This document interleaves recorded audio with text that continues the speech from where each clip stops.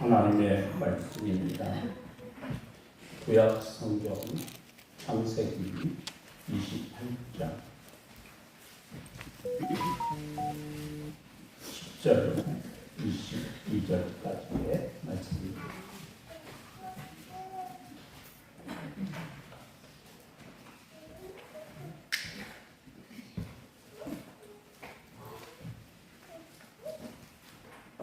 야곱이 부엘세바에서 떠나 하란으로 향하여 갔더니 한 곳에 이르러는 해가 지니라.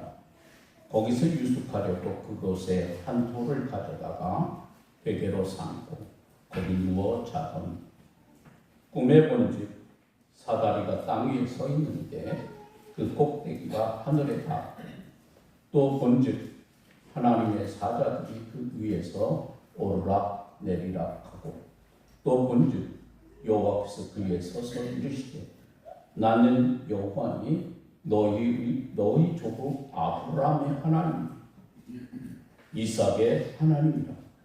내가 누워있는 땅을 내가 너와 내 자손에게 주리니 내 자손이 땅의 티끌같이 되어 내가 서쪽과 동쪽과 북쪽과 남쪽으로 퍼져 나갈지며 땅의 모든 족속이 너와 내 자손으로 말미암아 복을 받으리라. 내가 너와 함께 있어 내가 어디로 가든지 너를 지키며 너를 이끌어 이 땅으로 돌아오게 할지라.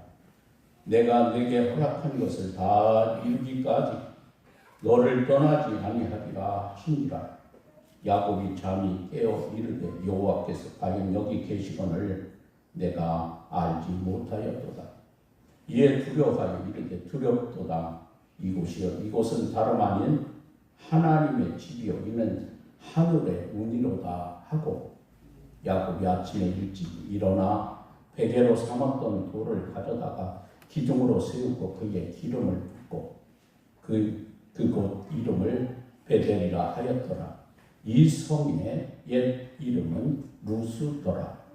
야곱이 서원하여 이르되 하나님이 나와 함께 계셔서 내가 가는 이 길에서 나를 지키시고 먹을 떡과 입을 옷을 주시어 내가 평안히 아버지 집으로 돌아가게 하시오면 여호와께서 나의 하나님이 되실 것이요 내가 기둥으로 세운 이 돌이 하나님의 집이 될 것이요 하나님께서 내게 주신 모든 것에서 10분의 1을 내가 반드시 하나님께 드리겠나이다 하였더라. 살아계신 하나님의 말씀이십니다.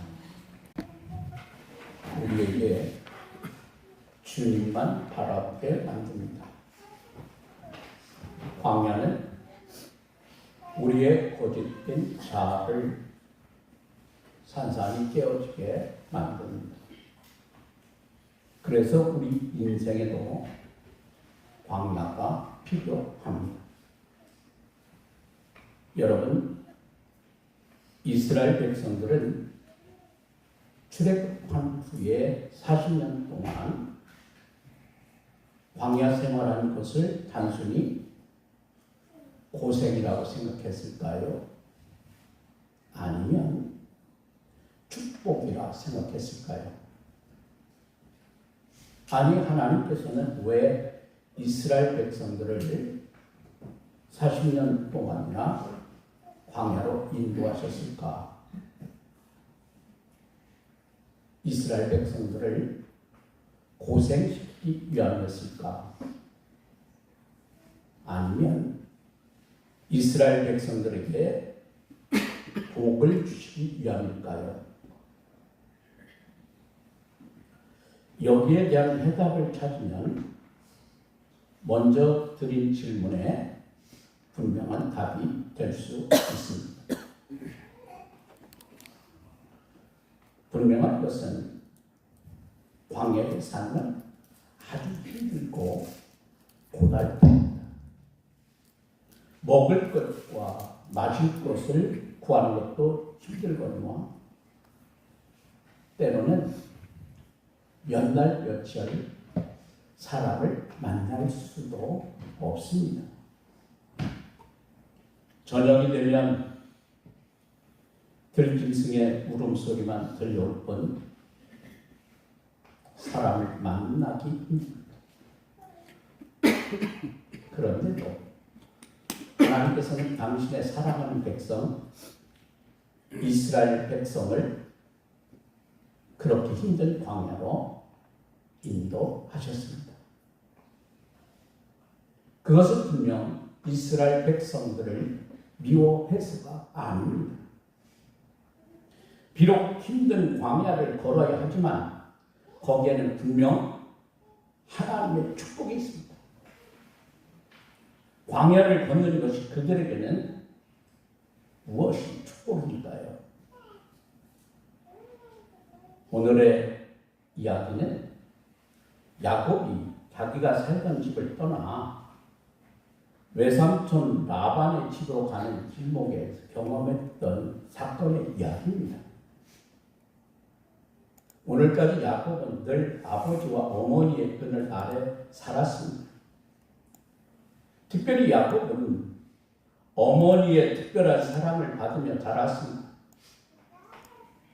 쌍둥이형에서는 익숙한 사냥꾼이었기에 사냥한 고기를 아버지께 갖다 드리면 아버지 이삭은 그 고기를 즐겨 먹었습니다. 아버지 이삭은 사냥을 잘하고 남자다운 아들 에서를 사랑했다는 말입니다.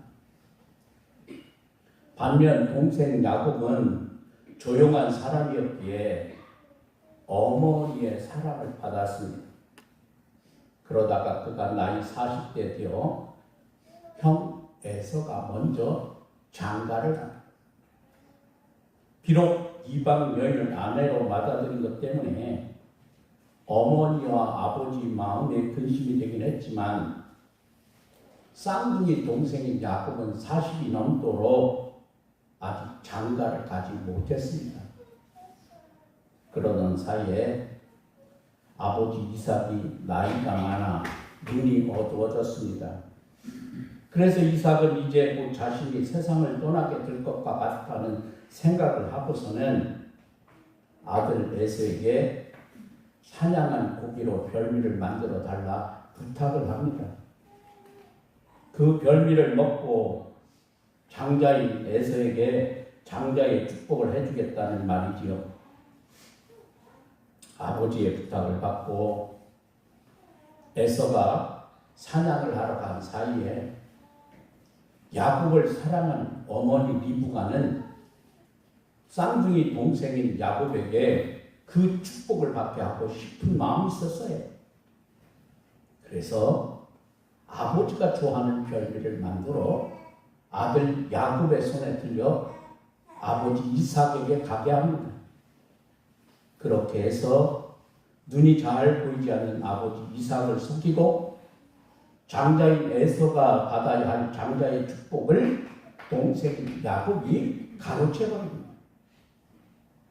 오래전 사냥을 하고 돌아온 에서에게 야곱이 떡과 팥죽으로 배가 고픈 자신의 약점을 이용해서 장자권을 빼앗아간 야곱이 미울 수밖에 없었던 에서는 이 아버지에게 별미를 만들어드릴 짐승을 사냥하고 돌아와서는 눈이 어두운 아버지를 속이고 자신을 대신해서 장자의 축복을 가로챘다는 사실을 알고는 에서가 화가 머리끝까지 치밀어 올랐습니다. 그래서 이제 아버지가 돌아가실 때가 얼마 남지 않았으니 이 자신이 받아야 할 장자의 축복을 가로챈 야곱을 죽이겠다는 마음을 먹습니다. 에서가 너무너무 화가 나서 장자의 축복을 가르친 야곱을 죽이겠다고 마음먹은 사실을 어머니 리브가가 알게 되지요. 야곱을 사랑하던 어머니 리브가가 이 야곱을 살릴 수 있는 방법이 무엇일까 생각하다가 야곱을 에서에게서 떼어놓는 것이 좋겠다 생각을 하고는 자신의 친정인 하란으로 아들을 보내기로 마음을 먹습니다. 남편 이삭에게는 이제 야곱도 장가를 가야 할 텐데 여기에 그냥 두면 에서처럼 이방 여인을 아내로 맡게 될지도 모르니 하란으로 보내어 자기 가족 중에서 아내감을 찾도록 하는 것이 좋지 않겠느냐 제안을 합니다. 그 말을 좋게 여긴 이삭이 야곱을 하란으로 떠나보내게 됩니다. 그러나 형 에서가 자신을 죽이려고 한다는 사실을 안 이상 가지 않을 수가 없습니다. 비록 그 먼 길을 가는 것이 두렵고 떨리지만 그는 부엘세바를 떠나야 했습니다.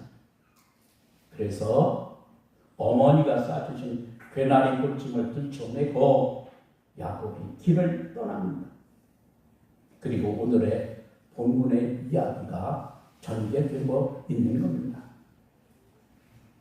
야곱이 부엘세바에서 떠나 하란으로 향하여 가더니 한 곳에 이르러는 해가 진지라 거기서 유숙하려고 그곳에 한 돌을 가져다가 베개로 삼고 거기 누워 자더니 이 말씀을 언뜻 보면 이 부엘세바를 떠난 야곱이 첫 번째 밤을 맞아 유숙한 것이 베델처럼 착각할 수 있습니다. 며칠째 밤인지 정확히 알 수 없습니다.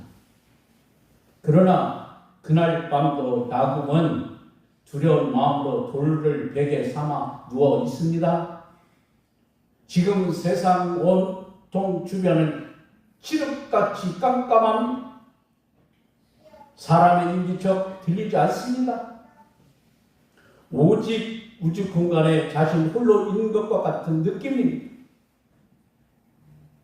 우주 한가운데서 자신 홀로 뚝 떨어져 있는 것만 같습니다. 그런 상황에서 야곱이 잠을 청하는데 여러분 어디 잠이 오겠습니까? 잠을 제대로 잘 수 없는 거예요. 어쩌면 자신도 모르게 형의 발자국 소리가 멀리서 들리는 것만 같습니다. 몸은 피곤한데 야곱의 마음은 여전히 괴롭습니다. 내가 왜 이렇게 되었는지, 왜 이 지경에까지 오게 되었는지 별별 생각이 다 들 겁니다. 그러다가 야곱이 잠을 자는 둥 마는 둥 하는데 꿈에 사다리 하나가 서 있는 것이 보입니다. 그 꼭대기는 하늘에 닿은 듯했고 그 사닥다리 꼭대기를 유심히 쳐다보다가 그곳에 하나님이 계신 것을 보게 됩니다. 그리고 하나님께서 이렇게 야곱에게 말씀하십니다. 나는 여호와니 너의 조부 아브라함의 하나님이요 이삭의 하나님이라. 그리고는 잠에서 깨어나 야곱이 그곳 이름을 베델이라 불렀습니다. 여러분, 베델이라는 말은 하나님의 집이라고 하는 뜻입니다. 여기에 하나님이 계신다는 뜻입니다. 아버지 이삭 집에만 계신 하나님이 아니라 할아버지 아브라함에게만 함께 하신 하나님이 아니라 지금은 내가 누워있는 이곳이 나와 함께 계신 하나님이십니다. 여러분, 만일 야곱이 홀로 있지 않아요. 야곱은 베델의 경험을 하지 못했을지도 모릅니다. 물론 여기까지 야곱이 실수하고 잘못한 것은 분명히 있습니다. 그가 형의 약점을 이용해서 장자권을 빼앗았고 눈이 잘 보이지 않는 아버지를 속여서 형이 받아야 할 장자의 축복을 가르친 것, 그게 잘못입니다. 아무리 장자권과 장자의 축복이 욕심난다 하더라도 그렇게 남을 속이거나 남의 약점을 이용해서 자신이 갖고 싶은 것을 갖는다는 것 잘못입니다. 그러나 지금 이 순간 야곱이 브엘세바를 떠나 하란으로 가기 위해서 홀로 길을 가야 하고 지금까지 느껴보지 못했던 깊은 고독 속에 있어야 한다고 하는 것은 분명 그에게는 큰 축복입니다. 그것을 통해서 하나님을 만나게 되고 그 고독 속에서 아버지의 하나님이 아닌 나의 하나님을 만날 수 있게 되었기 때문입니다. 결국 야곱은 야복강에서 절대 고독의 순간에 하나님을 만나게 되었고 이스라엘이라고 하는 이름을 얻게 되었습니다. 그리고는 날이 새자 전혀 두려움 없이 형 에서를 만나러 떠납니다. 절대 고독의 밤을 지나기 전에는 심히 두렵고 답답했던 야곱입니다. 그러나 절대 고독의 밤을 보내는 야곱은 전혀 두렵지 않았습니다. 가족들 뒤에서 두고 야곱이 가장 먼저 형 에서 앞으로 갑니다. 그리고는 형 에서를 끌어안고 20년 전 야곱을 죽이겠다는 형 에서, 그래서 군사 400명을 이끌고 온 에서 그런 야곱 앞에 에서의 마음이 똑같습니다. 그래서 야곱과 함께 기쁨의 재해를 하게 됩니다. 여러분, 야곱에게 야복강에 고독한 그 마음이 없었다. 어쩌면 야곱은 형 에서의 군사들에 의하여 목숨을 잃었을지도 모릅니다. 자신이 20년 동안 가꾸었던 행복한 가정, 풍부한 재산 모두 잃어버렸을지도 모릅니다. 그런데 야복강에 절대 고독의 밤을 보낸 야곱에게는 모든 것이 축복의 문처럼 열렸습니다.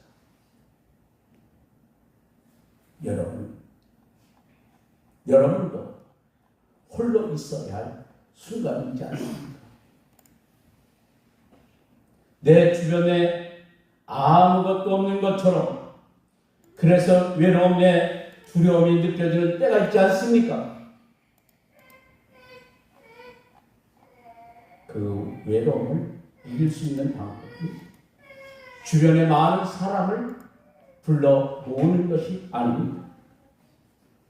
그 홀로 있음의 순간을 외로움이 아닌 고독의 순간으로 바꿔야 합니다.